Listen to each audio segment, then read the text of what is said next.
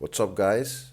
Today is day 83 of Deadlift Everyday, and today I wanted to talk about progress and how often we forget that even the smallest steps take you forward. This is also the part where most people mess up with their goal setting. Instead of focusing on getting that extra rep over the next month or so, they want that extra rep right at the next session. Instead of beating their old deadlift PR with 2.5 kilos at the end of the next 10-week training cycle, they want to beat it by 10 kilos. And while that may be feasible when you are in the beginner or early intermediate stage, in the late intermediate or advanced stage, it just doesn't work like that anymore.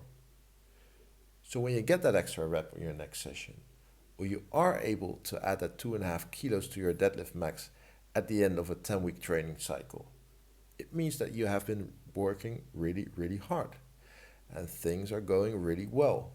Imagine if you could add 2.5 kilos to your deadlift max after each 10-week training cycle and you did this for a year.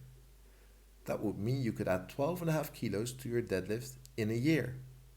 That is insane progress in such a short amount of time. Imagine if you did that for 4 years.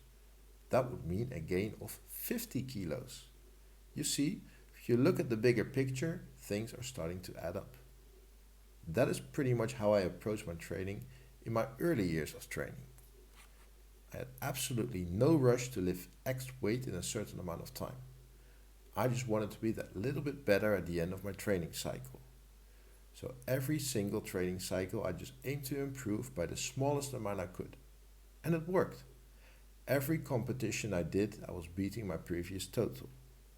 And first always finishing near to the last competition I did, I was slowly climbing the ranks and suddenly finishing somewhere in the top half of the ranks. I just kept my head down and put in the work.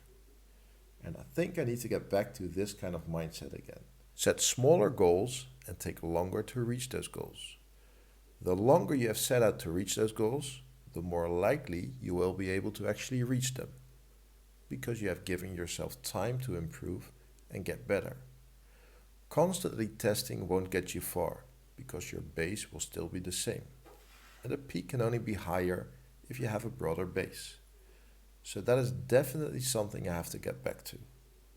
Maybe that means working with very submaximal weights for a while, but if that's what needs to be done to progress, I'm all for it. Alright guys, that's all I have for today. I hope you liked the video, and I will see you guys in the next one. Peace.